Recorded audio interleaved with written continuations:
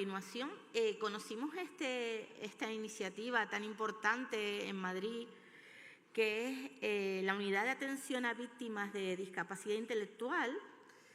Lo conocimos gracias a María Recio en su momento, que vino a hablarnos de ella, y hoy viene Laura Rodríguez Díaz, que es licenciada en Psicología y especialista en Psicología Social y Psicoterapia. Además, ella trabaja como facilitadora de procedimientos penales, una figura súper importante que está tipificada por la ley y que desgraciadamente no se incorpora en todos los juzgados y aquí creo que la incorporación es nula en Canarias. Pues nada, Laura, un aplauso a Laura. Laura, tienes aquí para pasar las diapositivas. Vale, perfecto. Y nada. Voy a poner el móvil aquí para mirar la hora. Vale, a ver, ¿funciona este? ¿No? ¿Está funcionando este?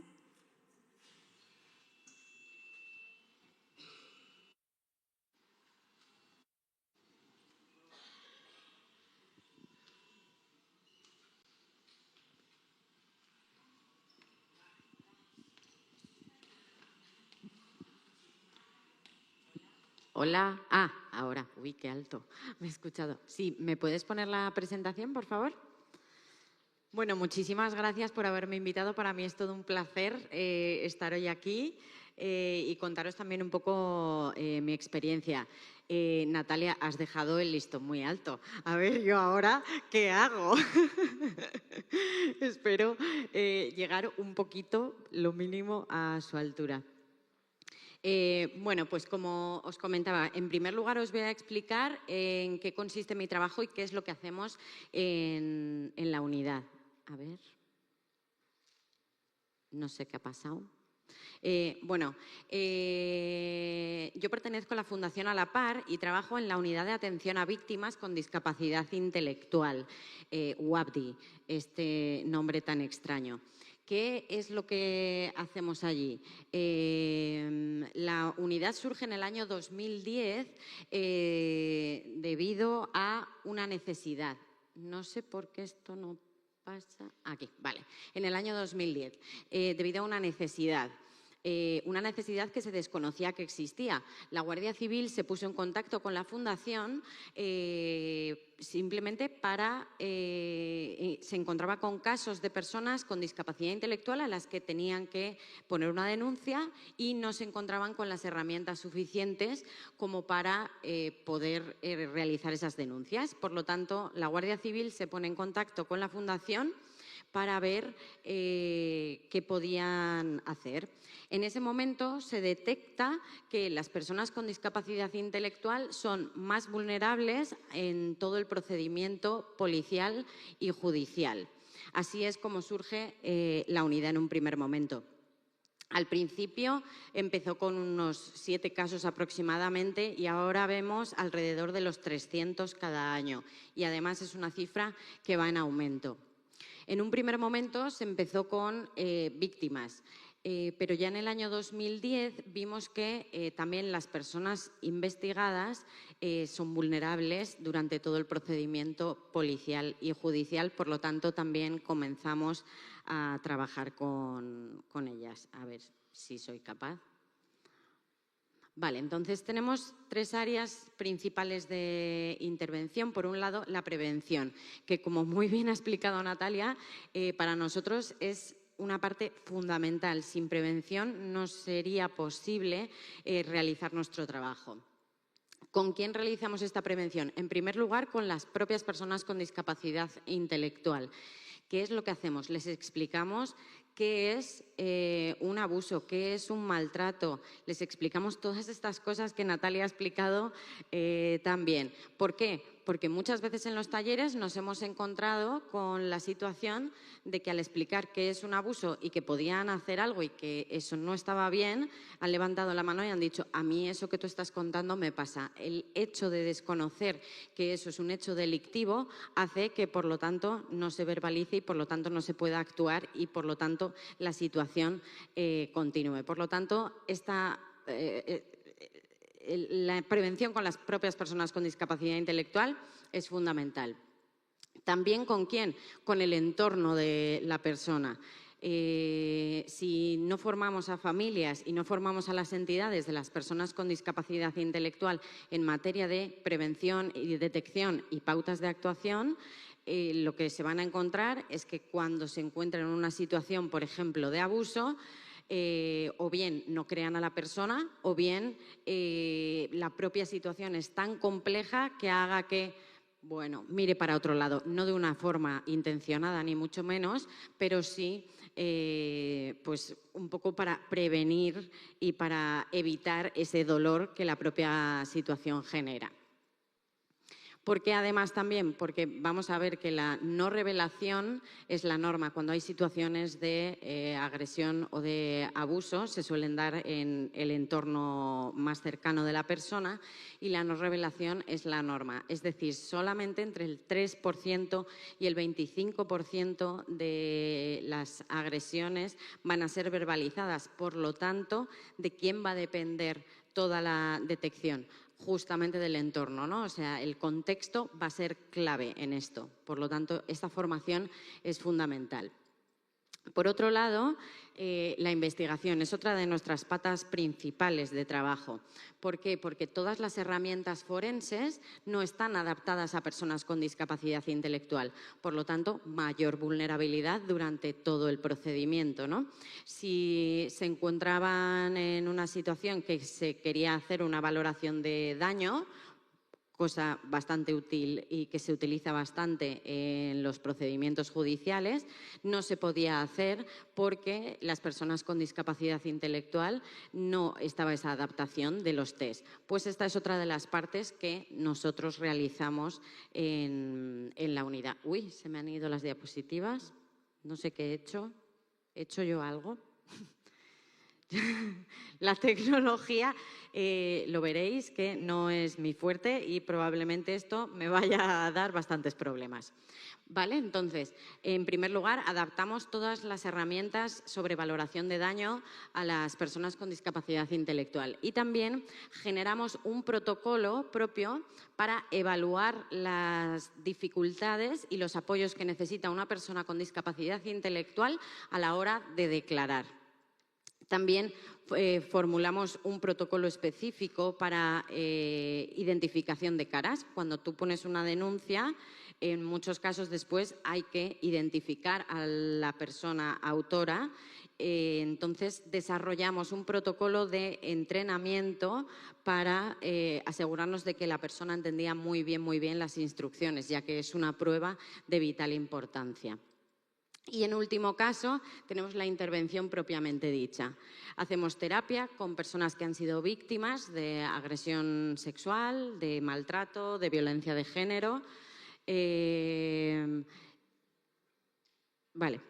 Bueno, y luego el asesoramiento jurídico y luego está lo que es la figura del facilitador. Es la parte como más importante. El facilitador, ¿qué es? Es una persona experta en discapacidad intelectual que lo que va a hacer es acompañar a la persona con discapacidad intelectual durante todo el procedimiento policial y judicial.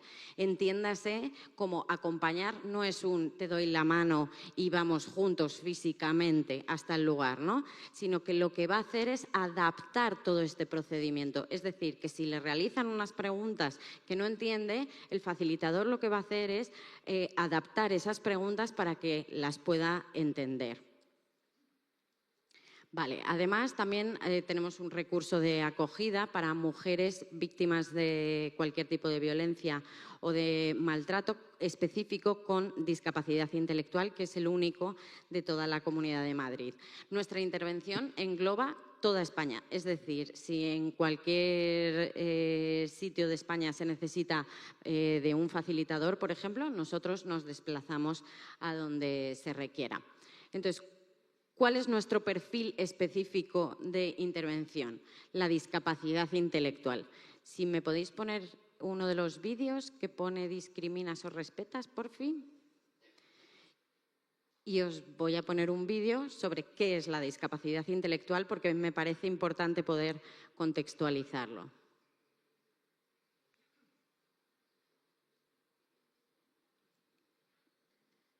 ¿Tenemos el vídeo o no?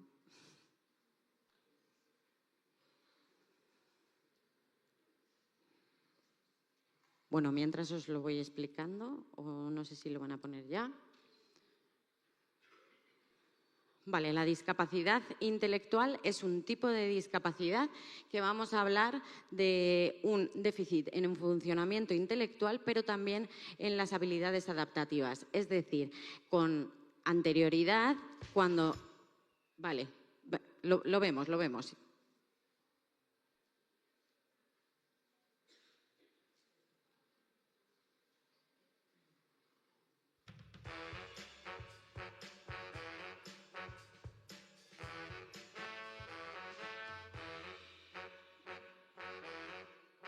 Nos han dicho que venimos de Mongolia. O que vamos tarde a los sitios. Otros, intentando no molestarnos, Nos dicen que estamos enfermos. Y luego están los que dicen que somos ángeles caídos del cielo. o que un cromosoma además nos hace mejores personas. Pero cuidado, Nada de esto es cierto. el nombre que ponemos a las cosas Determina cómo las vemos. Si quieres referirte a nosotros, Usa personas con discapacidad. personas con discapacidad. personas. Personas. ¡Wow! Wow, sorpresa, somos personas. Somos personas. Personas con una particularidad. Y atentos y atentas, que aquí viene lo importante. Con discapacidad. Cuando dices persona discapacitada, lo simplificas. Nos discapacitas para todo. Y nosotros no estamos discapacitados todo el rato. Depende del entorno. Una persona con discapacidad física está en situación de discapacidad cuando hay escaleras. En cambio, si hay ascensor, deja de estarlo. Para que las personas con discapacidad intelectual dejemos de estarlo, Podéis, por ejemplo, Tener un poco más de paciencia. Ayudarnos solo cuando os lo pidamos. O a hablarnos como lo hacéis con los demás. pero, el paternalismo y la condescendencia No nos ayudan a nada. Naturalízalo. un apunte más. Cuando vayas a referirte a una persona sin discapacidad, Di, por ejemplo,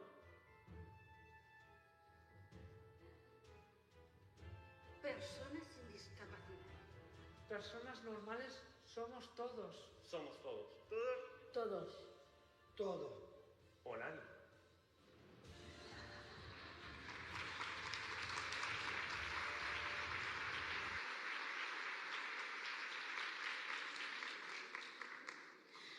Bueno, yo no lo voy a explicar mejor que ellos, sin duda, ¿vale? Pero, bueno, como bien se explicaba, anteriormente la discapacidad se focalizaba en la propia persona, es decir, en sus propias dificultades. Sin embargo, ahora, ¿dónde se está poniendo el foco en la persona con discapacidad intelectual? No se pone en sus dificultades, sino que se pone en los en los ampollos, no, en los apoyos, ¿no? Va a depender del entorno esa situación de discapacidad. Por lo tanto, ¿por qué es importante este cambio de mirada? Pues en mucha parte por lo que muy bien nos ha estado explicando Natalia, porque la mirada que uno le pone a la persona con discapacidad intelectual va a determinar cómo se va a identificar, ¿no? Si las personas con discapacidad intelectual, en muchos casos se les mira con miedo, con recelo, con rechazo. Cuando yo llevo en mi mochila toda esa mirada constante de la sociedad, ¿qué es lo que pasa? Que al final surge esa idea de yo no valgo, ¿no? Además, con la discapacidad intelectual sucede algo curioso y es que automáticamente, al estar dañada este funcionamiento intelectual, lo que genera es un tú no sabes. Lo que han vivido desde pequeñitos y desde pequeñitas es tú no sabes. Entonces ya estoy yo aquí como persona sin discapacidad para decirte lo que tienes que hacer o lo que no tienes que hacer, ¿no? Esto va a generar muchas dificultades, como pueden ser, por ejemplo, la deseabilidad social, ¿no? Cuando yo constantemente estoy recibiendo esa mirada tan negativa, voy a intentar agradar a mi interlocutor, ¿no? Eso es la deseabilidad social. Muy peligroso, ¿no? Porque esto no va a afectar solamente en el día a día de la persona, que va a aceptar a hacer muchas cosas que a lo mejor no quiera, sino que también a la hora de declarar va a ser súper importante, porque puedo estar contestando de forma afirmativa a muchas preguntas que en realidad no lo sean. Y eso llevará a una contradicción. ¿Y qué es lo que va a suceder? Que al final tu testimonio no va a valer, ¿no? De ahí la importancia, porque existe un recurso específico que trabaja con personas con discapacidad intelectual en los procedimientos judiciales. Entonces vamos a hablar un poco sobre la vulnerabilidad. Vamos a hablar un poco de datos generales, ¿vale? Entre el 60 y el 80% de las personas con discapacidad intelectual van a ser víctimas de algún episodio de abuso en sus vidas. Fijaos, si nos paramos a pensar en un centro de educación especial y pensamos entre el 60 y el 80% de esas personas van a ser víctimas. ¡Wow! Es una pasada, ¿no? O sea, es una cifra realmente alarmante. Con respecto a las mujeres, en el caso de la discapacidad intelectual hay 4 veces más posibilidades de ser víctimas, ¿vale?, que si no tienen discapacidad intelectual. En el 53% de las personas con discapacidad van a ser víctimas de algún episodio de violencia sexual a lo largo de sus vidas. Es decir, más de la mitad van a ser víctimas. En mucha gran parte, por lo que muy bien nos ha estado explicando Natalia, ¿no? Ese acceso al cuerpo que tienen las personas con discapacidad intelectual. Y además el 56% de los agresores son cuidadores, hablando de que en el 48% existe un parentesco. Aquí hay una falsa creencia de que las personas con discapacidad intelectual están más protegidas. ¿Por qué? Porque se mueven dentro de su propio entorno. Pero claro, si atendemos justo a estas últimas cifras, decimos, vaya, entonces a lo mejor no están tan protegidas como creíamos, ¿no? Además, los episodios de violencia o de agresión sexual se producen en un espacio de intimidad y se repiten a lo largo del tiempo. Eso genera una relación entre víctima y agresor, que el agresor además va a cargar con la culpa a la persona con discapacidad intelectual. Por lo tanto, esa falsa creencia de que están más protegidos va a provocar precisamente que haya mayor vulnerabilidad. Traigo un vídeo, que es el enlace que está ahí arriba, que es una infografía de abril de este año, que son datos de violencia de género y discapacidad, no intelectual, pero sí discapacidad en general, y me parecía interesante poder ponerlo. Si me lo podéis pinchar, por fin. A ver si se ve bien.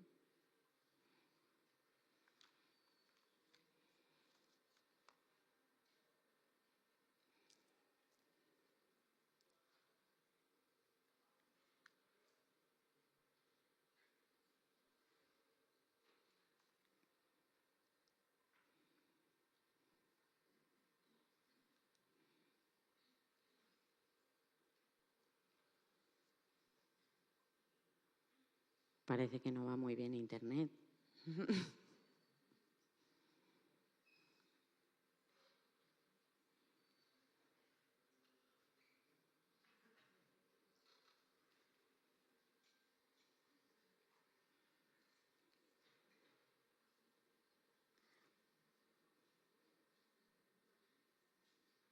¿No se puede ver? Vale. Pues si volvéis al PowerPoint, continúa. Ahora os voy a mostrar un poco las cifras nuestras propias de la unidad. Vale, a ver qué lo paso.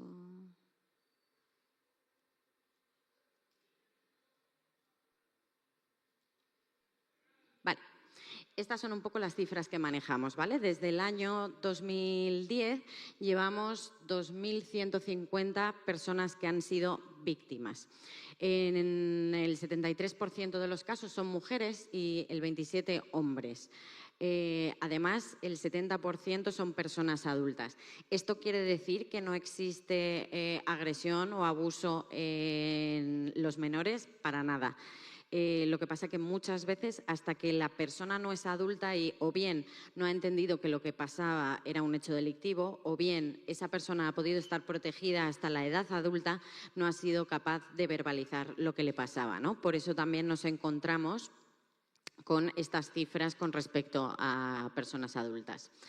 De esas 2.150, 1.295 son víctimas de agresión sexual, englobando las que son intrafamiliares, las extrafamiliares y la trata de personas, ¿vale?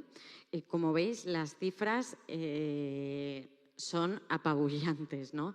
En el caso de la violencia de género hemos visto 290 víctimas. Entre estas dos solamente quedarían otras 500 personas aproximadamente que son de otro tipo de delitos. Realmente lo que más vemos y con lo que más trabajamos es con víctimas de agresión sexual. Esta es la vulnerabilidad de las personas en la vida, ¿no? A ser víctimas con las personas con discapacidad intelectual. Pero esta vulnerabilidad también se encuentra durante todo el procedimiento judicial, ¿no? Aquí había traído un vídeo que no voy a poder poner por protección de datos, ya que esto luego va a estar colgado en YouTube, entonces por protección de datos no lo voy a poder poner, pero bueno, os lo cuento. Es una mujer que acude a nuestra unidad y que explica cómo fue su procedimiento judicial. Lo que habla todo el rato es, en ningún momento se le explica nada, en ningún momento nadie le va a explicar las consecuencias de lo que va a pasar después de poner una denuncia. No entendía las preguntas que le estaban diciendo, le hacían firmar cosas que ella no entendía lo que estaba firmando. Fijaos la angustia que todo esto genera durante todo el procedimiento, ¿no? Sin saber qué es lo que va a pasar. Habla de que está hasta las tantas de la mañana, pero nadie le está explicando nada, le hacen muchas preguntas muy largas que ella no entiende. Fijaos qué desesperación durante todo este procedimiento. Además, con la mala suerte de que el procedimiento duró 8 años. Fijaos que no es normal desde que se puso la denuncia hasta que finalizó. Nosotros aproximadamente el tiempo de media que vemos está alrededor de los 5 años. Fijaos, 5 años en los que estás constantemente dándole vueltas y pensando en eso, ¿no? Cuando parece que te han tomado una declaración y tienes que volver al X tiempo, parece que ya se te olvida un poco y de repente, ¡pum!, otra vez. Ven al médico forense, ven a declarar, ven con el equipo psicosocial, ¿no? Alrededor de, según hablan los estudios, una víctima tiene que hablar y tiene que contar su historia durante todo el procedimiento judicial entre 30 y 50 veces. Fijaos, 30 y 50 veces es cuando una víctima cuenta algo que le ha sucedido, está reviviendo lo que le pasa. Por lo tanto, entre 30 y 50 veces esa persona está reviviendo todo el rato lo que le ha sucedido. Fijaos qué horror, ¿no? Además, cuantas más veces una persona tiene que repetir lo que le ha pasado, más se va a deformar ese relato, ¿no? Por lo tanto,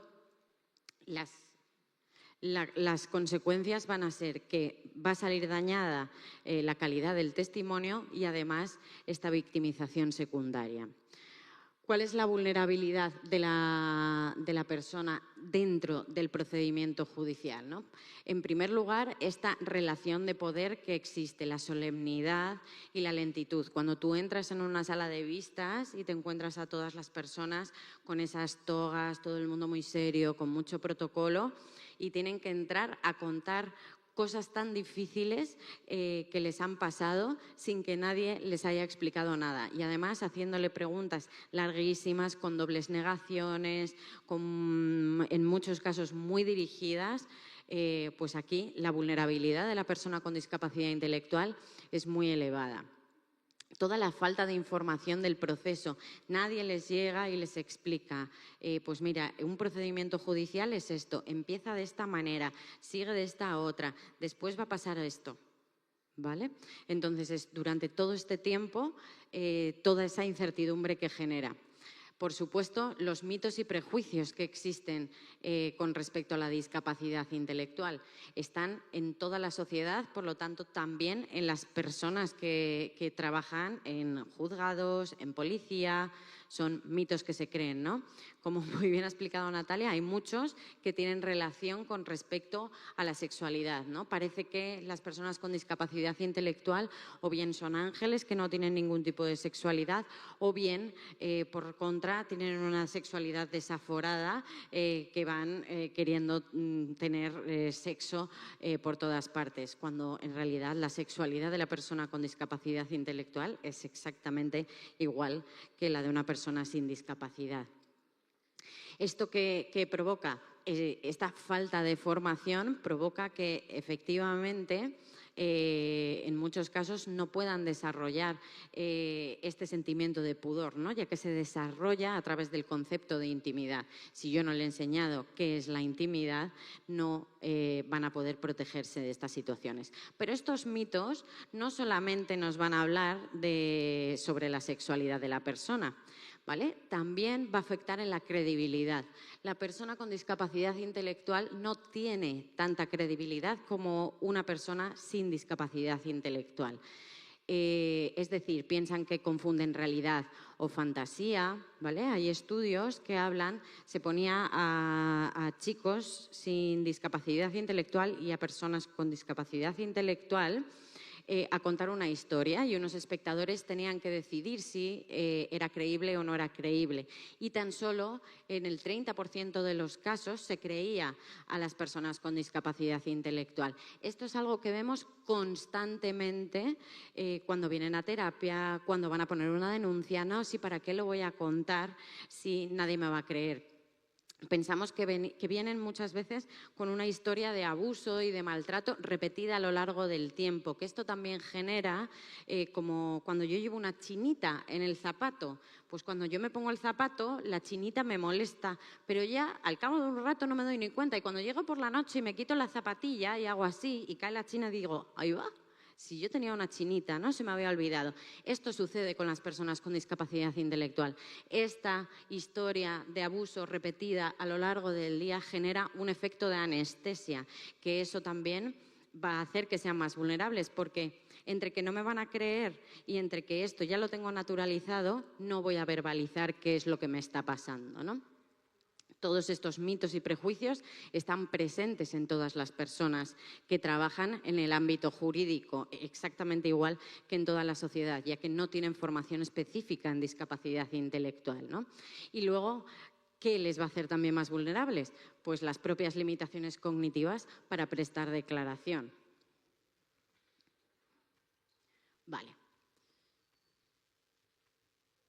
Vale, os he traído un caso, a ver cómo voy de tiempo. Vale, os he traído el caso de una mujer víctima de violencia de género. Ay, madre, aquí.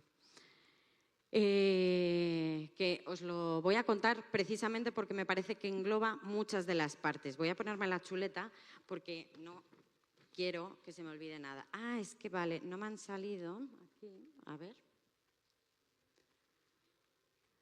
No se ven... Es que no está puesto en modo presentación. Si lo podéis poner en modo presentación para que se vean. Quería mostraros aquí, tengo dos gráficas de cómo es el procedimiento judicial cuando tiene un facilitador, es decir, cuando sí se le adapta todo el procedimiento y se le adaptan estas preguntas y todas las necesidades que la persona tiene durante el procedimiento frente a cuando no hay. ¿vale? Los datos son que cuando no hay un facilitador, en el 47, creo que es, no sé si es 47 o 49 de los casos se archivan, es decir, no progresan. ¿Por qué? Porque la prueba, el testimonio de la persona no es válido. Sin embargo, esta cifra baja al 17% cuando sí existe un facilitador. ¡Wow! Fijaos la diferencia, ¿no? Si adaptamos todo el procedimiento judicial a la persona, va a ser mucho más fácil que su testimonio sea de calidad y que, por lo tanto, pueda progresar.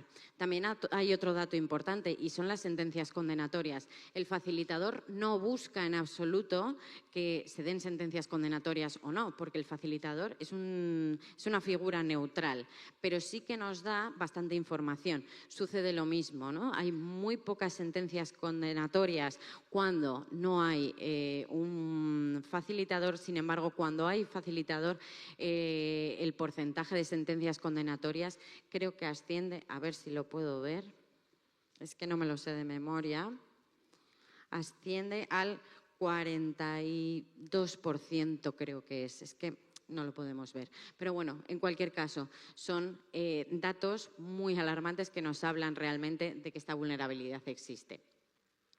Y ya voy a pasar a hablar un poco del caso, porque me parece que reúne un poco todas estas cosas que han de alarmar y todas estas cosas que también nos hacen decir, uy, hay que poner el ojo aquí, ¿vale? Vamos a llamar a mi paciente G. Por protección de datos no vamos a dar datos de ella, ¿vale? ¿Cómo surge el caso de G a la unidad? Pues su madre nos llamó un día y nos dijo, mi hija se ha echado un novio y es que está un poco rara. Bueno, pero ¿qué significa, no? Esto de que está un poco rara, ¿a qué te refieres?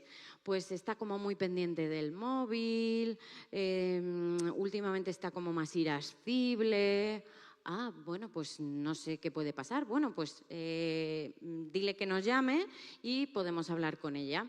Total, que hablamos con ella y en esa llamada aprovecho para explorar un poco si en esa relación de pareja hay conductas de control o algún tipo de indicador de alguna conducta que no sea adecuada por parte de la pareja de esta chica, por lo que no parece. Fijaos al dato, aquí hay algo muy importante. La madre ya estaba muy atenta, veía que estaba habiendo cambios, ¿vale? Por lo tanto, hemos dicho que el contexto va a ser clave y que el contexto en muchos casos va a ser quien pueda detectar. En este caso, su madre ya estaba detectando cambios y estaba detectando diferentes actitudes que podían estar indicando que algo no iba bien en esa relación. A medida que fue pasando el tiempo, empezaron a aparecer otro tipo de conductas más de control. La madre nos llamaba y le insistíamos en que viniera la chica, porque la chica es mayor de edad. Por lo tanto, sin los datos de ella, nosotros no podíamos intervenir si ella no autorizaba esta intervención. Pero la chica no quería venir. Llegó un momento en el que empezaron a aparecer agresiones y lesiones físicas. La madre muy atenta a todos estos cambios, hasta que un día consiguieron traérnosla a la unidad, se presentaron a la unidad y ella venía horrible, con toda la cara llena de moratones, una venda en la cabeza, o sea, bueno, no os podéis imaginar. En esa entrevista ya nos contó que todo eso que le pasaba se lo hacía la pareja, porque en muchos casos, pues, sobre todo con violencia de género. Bueno, la revelación de una agresión nunca es un hecho puntual y lineal, sino que efectivamente siempre va a haber avance, retroceso, va a haber retractaciones, pues más aún cuando estamos hablando de violencia de género. Entonces, con ella, ¿qué fue lo que hicimos? Pautamos unas medidas para poder protegerse, que pasaban por no hablar con él y no verle. Es decir, si tú te puedes proteger, ella no quería poner una denuncia, si tú te quieres proteger, está fenomenal y entonces podemos respetar esta idea de no denunciar. ¿Qué fue lo que pasó? Que según salió de la unidad, ella lo que hizo fue llamarle a él e irse con él. Entonces ya nos planteábamos otro escenario muy diferente. Había que poner una denuncia. ¿Quiénes eran los mejores que podían poner esa denuncia? Sus padres, ¿no? Pero ¿qué pasaba? Los padres estaban completamente aterrorizados y completamente bloqueados. Por lo tanto, tuvimos que ir, otra compañera y yo, a poner esta denuncia. A raíz de esta denuncia se puso una orden de protección. Meses después, ella en un primer momento no quería saber nada, ni mucho menos de mí, porque claro, yo era quien había puesto esta denuncia. Pero sin embargo, meses después, de repente aparece y me llama y me dice: yo quiero hacer terapia contigo. ¡Guau! Impresionante, ¿no? Aquí nos estamos empezando a dar cuenta de que realmente la protección refuerza el vínculo. Esto es algo muy importante y esto va a ser algo muy importante en todo el trabajo con víctimas. Entonces comenzamos esta terapia, en primer lugar, por supuesto, contextualizando. Todo lo que se hable aquí va a ser secreto, exceptuando cuando hablemos de algún tipo de situación de riesgo, alguna situación, alguna lesión o alguna cosa que yo eso no me lo puedo callar porque entonces lo tengo que denunciar. Entonces, dentro de este contexto terapéutico, en primer lugar, lo que se hizo con esta chica fue empoderarla. Decirle, bueno, tú tienes una orden de protección, tú tienes una orden de alejamiento, es tu decisión respetarla o no respetarla. Es tu decisión seguir manteniendo la relación de pareja que tienes con esta persona o no. Al fin y al cabo, esta mujer estaba harta de escuchar que todo el mundo le decía pero déjalo, pero es que ¿qué haces con él? Pero es que no sé qué. Claro, eso es muy fácil de decir, pero muy, muy difícil de cumplir. Precisamente, ¿por qué? Porque veníamos de todo lo que Natalia nos ha explicado muy bien. Yo, que no soy querible, ¿quién me va a querer? Entonces, ¿por qué me voy a ir de esta relación, ¿no? Por eso no es fácil. Entonces, dotarle un poco también de este empoderamiento fue súper importante para que ella dijera, cuidado, es que yo estoy tomando una decisión. Igual que puedo tomar la decisión de mantener esta relación, puedo tomar la decisión de no tenerla. Entonces, todo esto se fue sucediendo y se fueron trabajando muchas pautas de protección, ya que se saltaban la orden de alejamiento, por lo menos que lo hicieran en un entorno seguro. Queda siempre en lugares públicos, no vayas nunca a su casa, ¿vale? Todo este tipo de pautas de protección. Y además el trabajo con la familia, fundamental, porque en este caso les costaba muchas veces poner límites. Venían y decían, bueno, es que me ha dicho que quería ir a casa de este y yo le he llevado. No, hombre, no puedes ser partícipe de esto, ¿no? Entonces también el trabajo con la familia y con este contexto fue fundamental. ¿Qué fue lo que pasó? Hasta uno de los días que vino marcada. Entonces yo nuevamente tuve que poner una nueva denuncia. Fijaos que con todo el procedimiento que llevábamos, con las prisas, porque vinieron los padres, se la llevaron para la comisaría, además. Fijaos cómo me llamó después, con las prisas yo no le había dado una siguiente cita, y me llamó y me dijo, oye Laura, que con las prisas no me has dado la siguiente cita. Fijaos que yo en realidad lo que estaba haciendo era revelar su secreto que ella no quería hacer, que ella no quería contar y que ella no quería declarar. Cómo nuevamente la protección refuerza el vínculo. Entonces, a raíz de esa denuncia conseguimos que dejara de verlo.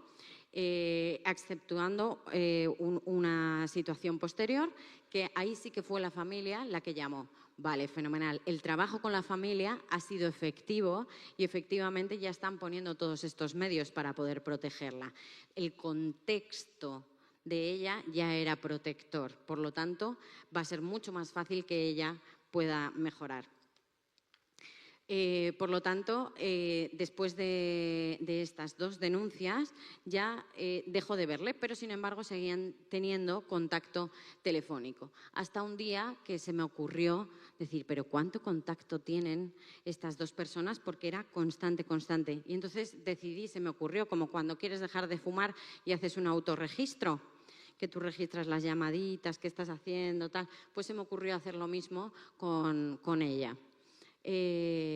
los primeros autorregistros eran 26 llamadas al día.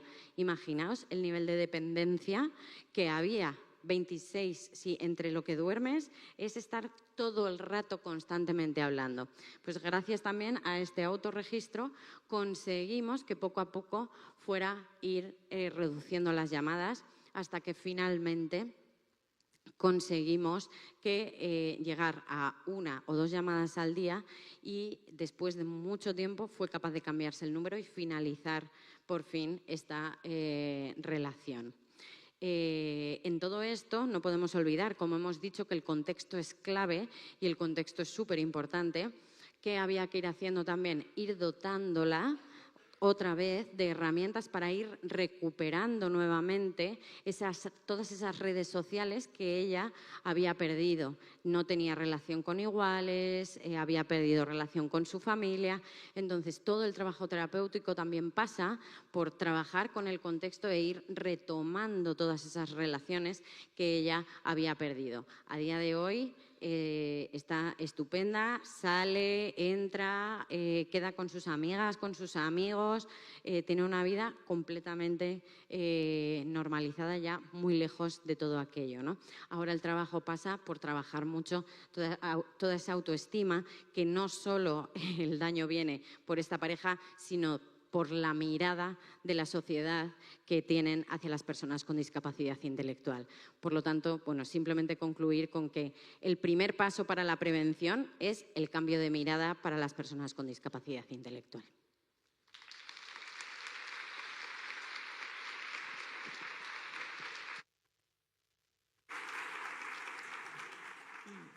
Muchísimas gracias, Laura.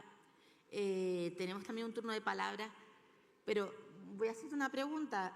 Sí. Voy a empezar con una pregunta, y es que mirando el trabajo que se hace desde la unidad, estaba leyendo la página y decía que ustedes trabajaban con personas con discapacidad intelectual de cualquier lugar de España.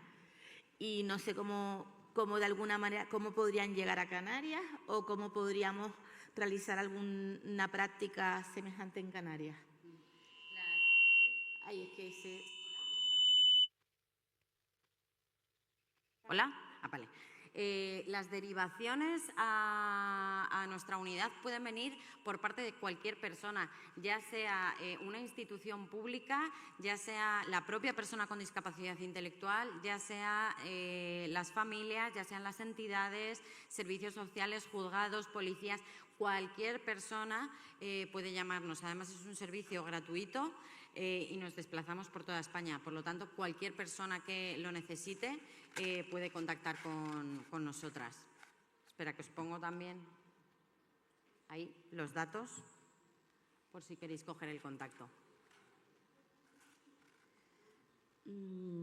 Pues la verdad que una pasada, ¿no? Poder contar con un servicio semejante, y ojalá que se incorpore, porque yo creo que uno de los principales, incluso desconocimientos en los propios juzgados, es esta figura, porque lo he visto al hablar con abogadas y abogados de este tema.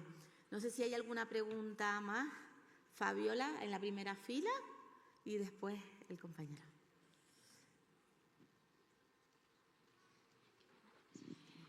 Buenos días. Sí.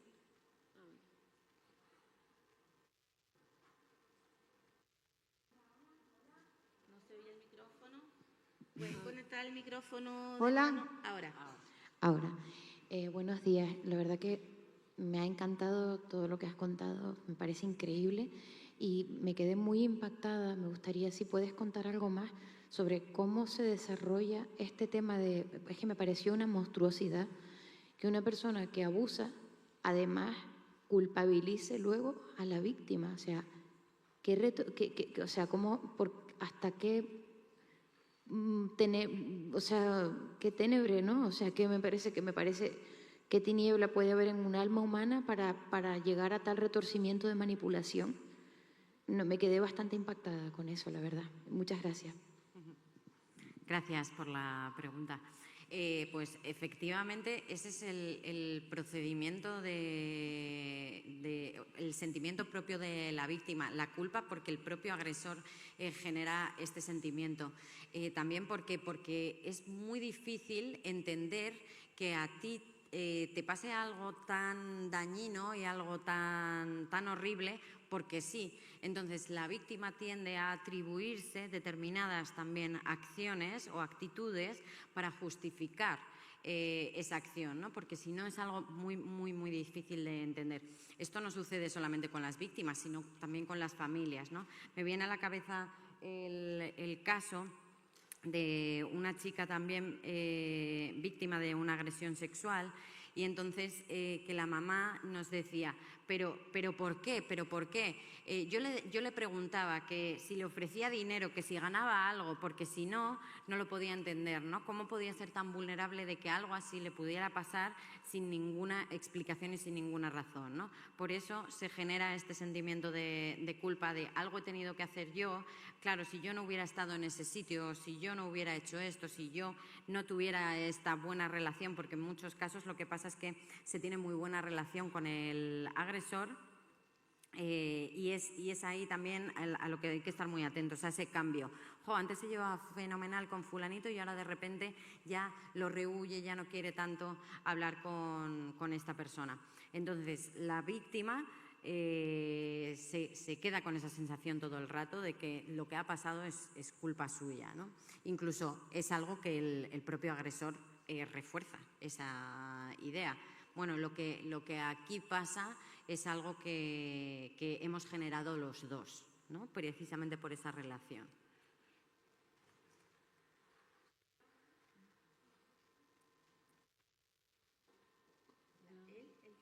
Hola, ahí. Hola, buenas. Primero, muchas gracias por la charla. La verdad, me pareció muy interesante el abordar el tema jurídico. Me parece increíble la acción que realiza vuestra entidad. Pero mi pregunta va más bien a nivel de, cuando comentaste la figura del facilitador, ¿qué tipo de formación tiene que tener esa persona? ¿Es una persona cualquiera que puede ir a la entidad? ¿Tiene que tener formaciones, por ejemplo, el ciclo de integración o una carrera universitaria?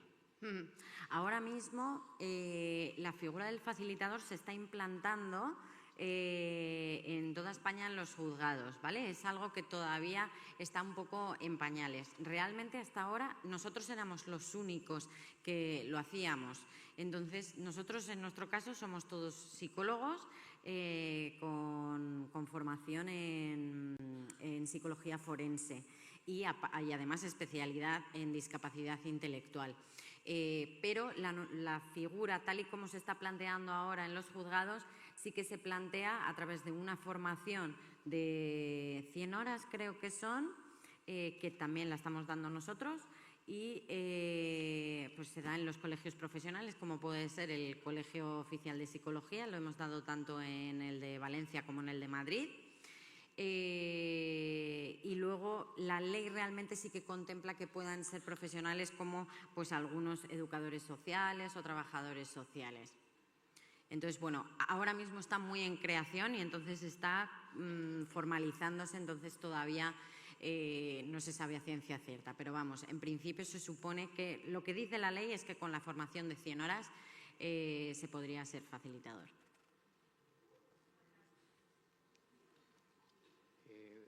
¿Se oye?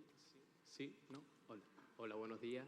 Primero, felicitarle por la ponencia, me gustó bastante y quería hacer una pregunta un poco de un caso directamente.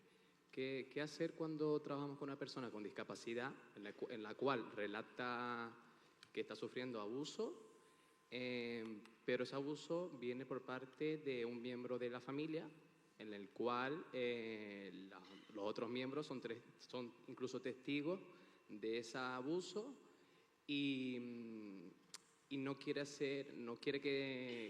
quiere denunciar, pero no quiere que su familia se entere? En ese caso, ¿cómo se procede a la actuación? Muchas gracias por la pregunta. Estos son los casos más difíciles, sin duda, precisamente porque son también los que más urgencia tienen, ¿no? Si justo lo que está sucediendo es en casa y la persona después va a tener que irse a su casa, en primer lugar, lo que hay que movilizar son todo tipo de recursos habitacionales. Vamos a lo que viene siendo la emergencia pura y dura, servicios sociales y decir, oye, mira, esta es la situación, esto es lo que hay. Entonces, pueden darse dos escenarios, el que la persona sí quiera poner la denuncia, lo cual está un poquito más a favor, pero nos encontramos también muchos casos en los que no quieren poner la denuncia porque ellos quieren seguir manteniéndose en su familia. Es normal, esto es exactamente igual que cuando un menor, su padre le agrede o le pega y él quiere a su padre y quiere seguir viendo a su padre, ¿no? Es un poco la misma situación. Entonces, cuando nos encontramos con esa situación, nosotros siempre opinamos que es importante, o lo más importante, tener en cuenta la opinión de la persona y la voluntad de la persona, excepto en estos casos, ¿no? Si estamos hablando de que la situación vital de la persona corre peligro, entonces habría que movilizarlo aún sin su consentimiento, aunque no es lo ideal. Entonces hay que actuar muy rápido y, pues eso, servicios sociales que puedan buscar cualquier recurso. En primer lugar, lo que van a buscar son familiares cercanos que se puedan hacer cargo de la persona y si no hay ningún familiar cercano que vaya a ser bueno, claro, y que no vaya a ser consentidor de esta violencia, entonces ya buscan otro tipo de recursos, pues ya bien o albergues o centros de emergencia. O lo que pasa que aquí nos encontramos con la dificultad de que normalmente no están adaptados para personas con discapacidad intelectual. Es decir, la discapacidad intelectual es un factor excluyente para muchos recursos, ¿no? Entonces, bueno, eso lo hace todavía más difícil porque a lo mejor tienen que estar durante un periodo corto de tiempo en un recurso que realmente no es adecuado para ellos y además con esos sentimientos de, joder, por lo que he contado, ahora no puedo estar con mi familia, no puedo volver con mi familia. Entonces, estos casos van a requerir además de mucho trabajo terapéutico porque hay muchas cosas que trabajar. Sí. Tú quieres mucho a tu familia y tu familia te está queriendo de una forma quizá que no es la más adecuada y por eso para que tú puedas estar bien tienes que estar fuera de esta casa. Entonces, llegar a entender eso también es muy complicado. Sí. ¿Hay otra pregunta? Sí. La mía es muy cortita. Vale. Para que una persona acceda al servicio del facilitador o la facilitadora, tiene que estar, y perdón si no se utiliza ese término porque desconozco a nivel legal, incapacitada legalmente o incapacitado o simplemente con un diagnóstico. Nada, simplemente con el diagnóstico de discapacidad intelectual. Okay. Vale. Sí, además ahora mismo ya las incapacitaciones ya no se están eliminando, ahora ya son curatelas, eso es, y ya van mucho más específicas a la dificultad que la propia persona tiene en sí, se le pone como ese apoyo. Ya las incapacitaciones se están revisando y ya no se llevan tanto. Entonces, nada, o sea, simplemente con tener un diagnóstico de discapacidad intelectual por parte del centro base o en muchos casos a lo mejor no hay un informe del centro base que especifique la discapacidad intelectual, pero a lo mejor sí que hay informes de médicos, de psiquiatras, de otro tipo de profesionales que sí que hacen referencia a discapacidad intelectual y entonces ahí también podríamos acceder a poder trabajar con esa persona. Cerramos con una última pregunta. Sí. Hola, yo quería insistir también con la figura del facilitador, facilitadora. He entendido bien que ustedes daban la formación, que la formación es de 100 horas. Me gustaría saber si qué tipo de, digamos, nombre, título tiene esa formación y si ustedes la dan online, porque si están en Madrid, pues para nosotros sería también interesante poder acceder a esa formación. También oí que era para trabajadores sociales, integradores sociales. Me gustaría saber si también para los licenciados en Derecho estaríamos también dentro de la posibilidad de hacer esa formación.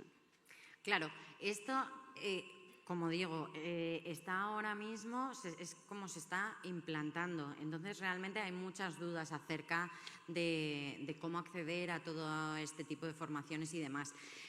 Por lo que sabemos hasta el momento es que estas formaciones se están dando a través, las que las están promoviendo son los colegios profesionales. Entonces, es ir investigando, pero bueno, esto también es en la Comunidad de Madrid. A eso me refiero, que por eso en cualquier otro... Bueno, en Valencia también está implantada ya una bolsa. Va a depender de la comunidad. Ahora mismo, que yo sepa, en Canarias no hay, entonces realmente seríamos nosotros los que nos desplazaríamos aquí para poder realizar la intervención. Entonces, bueno... No sé si podría tener... termino. Mira, tenemos muy Sí, poco tiempo y falta una pregunta de streaming, lo digo para que tengamos en cuenta. Simplemente quería decirte si un mediador, si la figura sería un mediador, además de... O la formación sería una mediación específica para personas con discapacidad intelectual. Claro, no, es una formación específica para ser facilitador de personas con discapacidad intelectual. Es específica de eso, dentro de que luego se puedan tener otras formaciones. Noelia, Hola. Sí, tenemos una pregunta de streaming que nos dice: sabemos que los facilitadores se forman en la UNED con plena inclusión y la pregunta es: ¿cuántos profesionales son necesarios para cubrir todos los casos? Es que, claro, casos hay muchísimos. Nosotros cubrimos pues alrededor de 300 al año. No te sé decir, obviamente a nosotros ni nos llegan todos, ni porque para que a nosotros nos llegue tiene que venir el juzgado o tiene que venir la policía y, en primer lugar, darse cuenta de que esa persona tiene discapacidad intelectual y, además, que tenga la suerte de que conozca la figura del facilitador. O sea, es decir, se tienen que alinear muchas veces muchos planetas para que esto luego se pueda llevar a cabo. Entonces, si nosotros vemos alrededor de unos 300 casos al año, pues es que no puedo dar una cifra, no lo sé cuántos haría falta para ver todos. Para empezar, habría que tener esa formación a todos los operadores jurídicos y que absolutamente siempre se tuviera en cuenta que si tiene discapacidad intelectual habría que llamar a un facilitador. Ese es el primer paso, tanto para policía como para juzgados. Pues, oye, muchísimas gracias, Laura. Un gran aplauso. Gracias.